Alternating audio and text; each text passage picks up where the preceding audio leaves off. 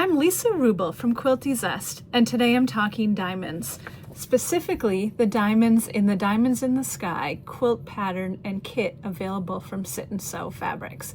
You can find the kit for this quilt on the Sit and Sew Fabrics website by looking for Diamonds in the Sky, and you can see it's a beautiful combination of Americana, of blues, reds, creams, beiges, to make a lovely lap-size quilt. The best thing about this kit is that all of the pieces in it, including all of these diamonds, come pre-cut.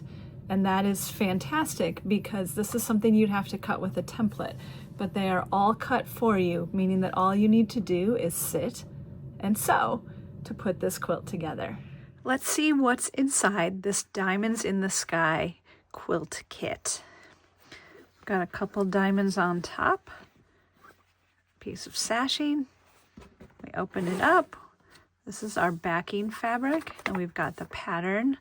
And then in here are all of the pre-cut diamond shapes. So fantastic with template quilts to not have to do all of that cutting.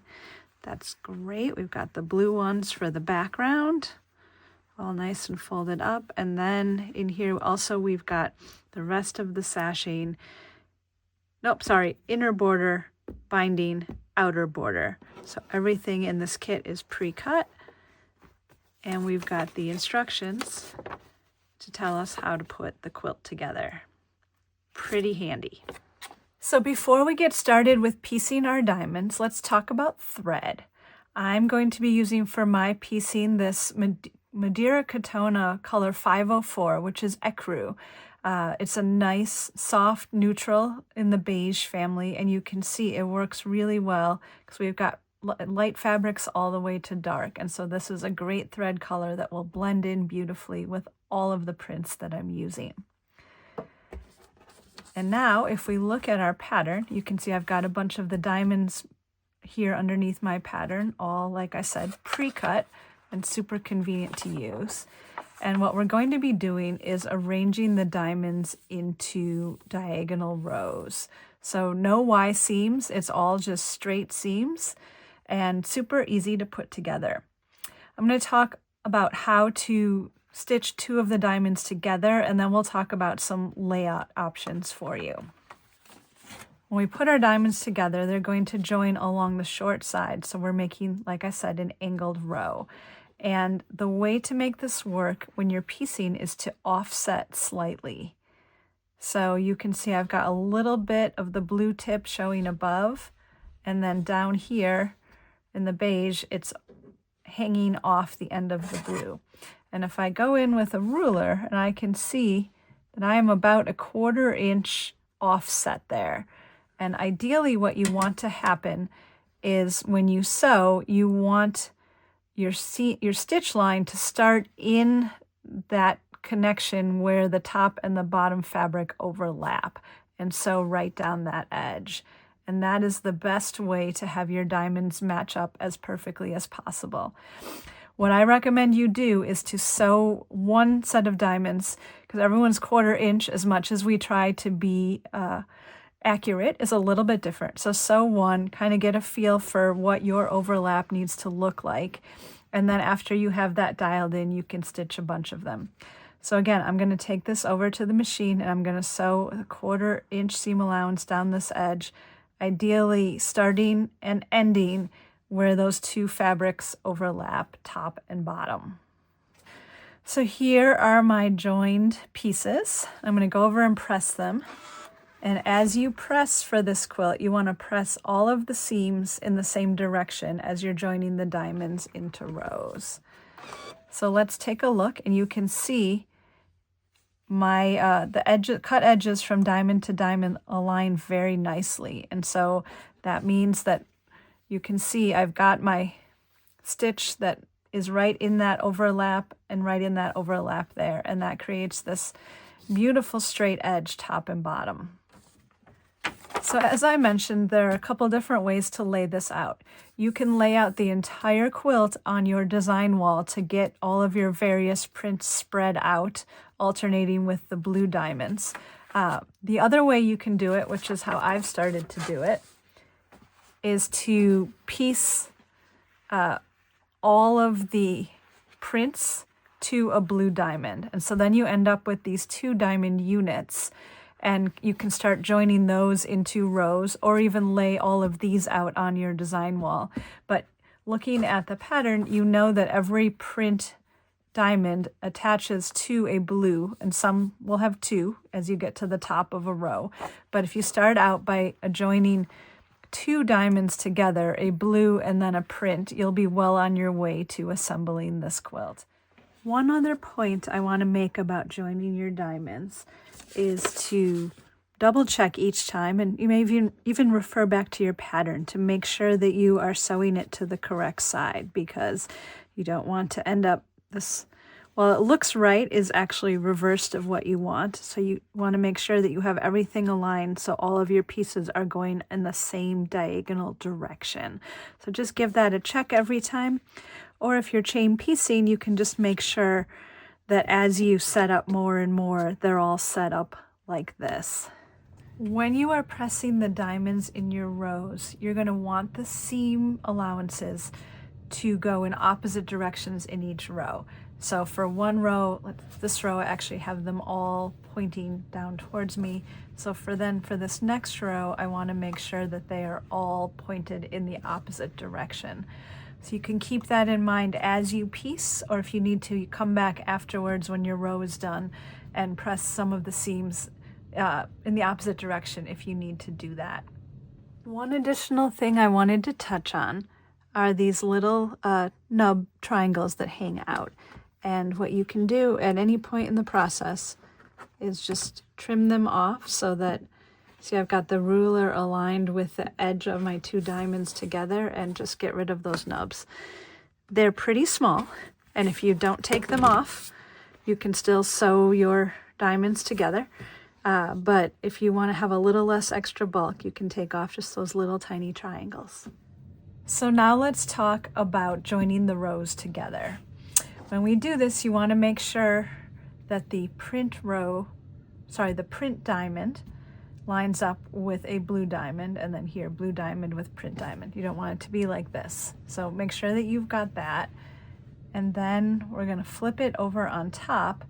And much like we did with the original diamonds, you want to have that 1/4 inch of overlap.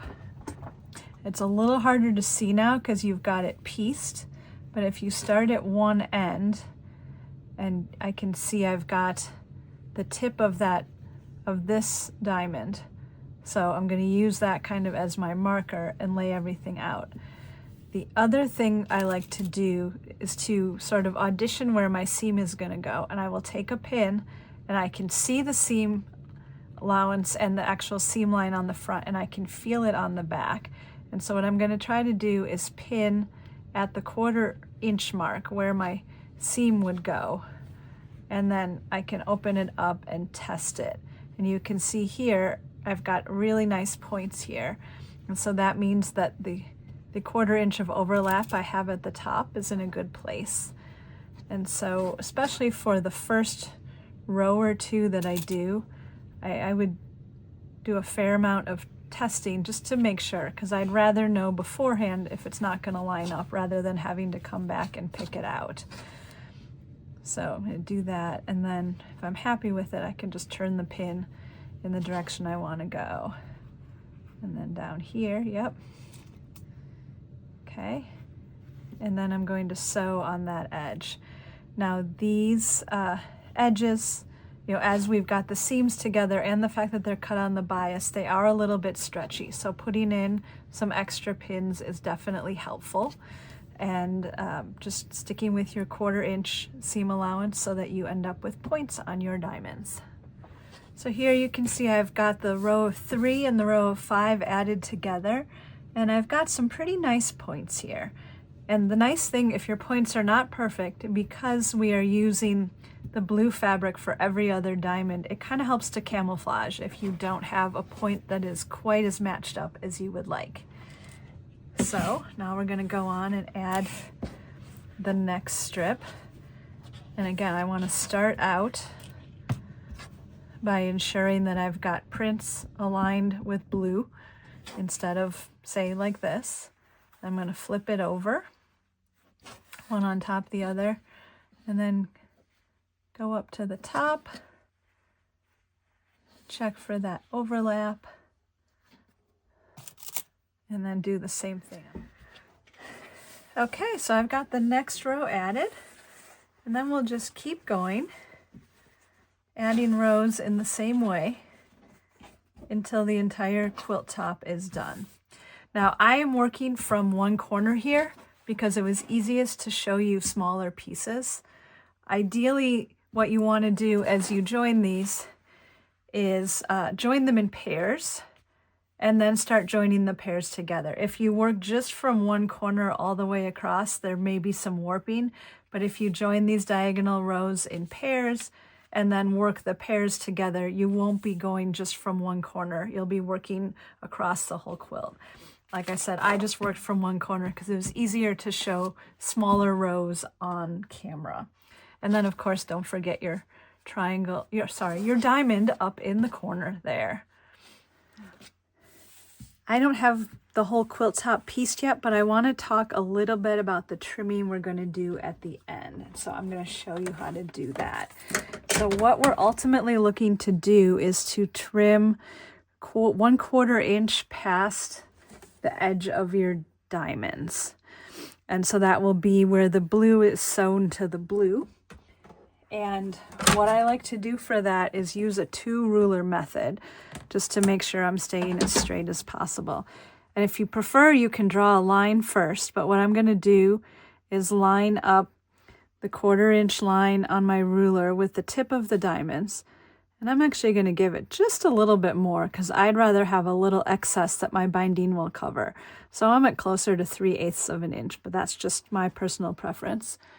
And then I've got a second ruler here, and that really is just to make sure that I'm going to be in a 90-degree angle kind of situation here. So if I look and see where the ruler hits in terms of the points on the diamonds on the side, to know I'm in a good place. And then just going to trim along the top. I'm not actually going to do it since I only have a couple rows pieced, but you're just going to trim along the top. You can work your way across the entire quilt top, and then after that you can do the other direction as well. And at that point you'll have a nice straight edge here that you can align your second ruler with, and then do the same thing. Get your longer ruler 1/4 inch past those diamond points, or a little bit more if you want to give yourself a little extra space, and then trim off those extra diamonds as well. Now at that point you will have all of these loose edges, and they shouldn't be too much bias cut because they're in the middle of the fabric. But what I would do next is I would stay stitch around the edge of the quilt. And what that means is just stitch a little bit in from the edge, less than 1/4 inch ideally, all the way around the edge of the quilt. And that will help it not to stretch as you add on the borders, because you can see this quilt has this red border and then a blue border, and that way your long edges will not stretch when you put those borders on, and your quilt will stay nice and square. So I hope watching this video has given you confidence to sew together the diamonds for the Diamond in the Sky quilt. You can see it's easy to do them in diagonal rows and then join those rows to make a quick and easy quilt top, since all of the cutting is done for you. And once you have all those diamonds pieced together and the edges trimmed like we talked about, then it's time to add the borders. And these come pre-cut in the kit as well. We've got the red inner border and then the coordinating blue outer border. So you'll join those strips together and sew them onto the sides and the top and bottom of your quilt. And then also included in the kit is the backing fabric. So you've got that all ready to go as well for making your quilt sandwich, basting it, and then binding it with the included binding strips. So nice to have all of those pieces ready to go in your kit. So if you're watching this video without the kit, head over to Sit and Sew Fabrics and search the Diamonds in the Sky quilt pattern, and you'll find this great red, cream, and blue version of a beautiful diamond quilt. It's got everything you need in it, all of the pieces pre-cut, and then come back and watch this video again and we can sew diamonds together to make a beautiful lap quilt.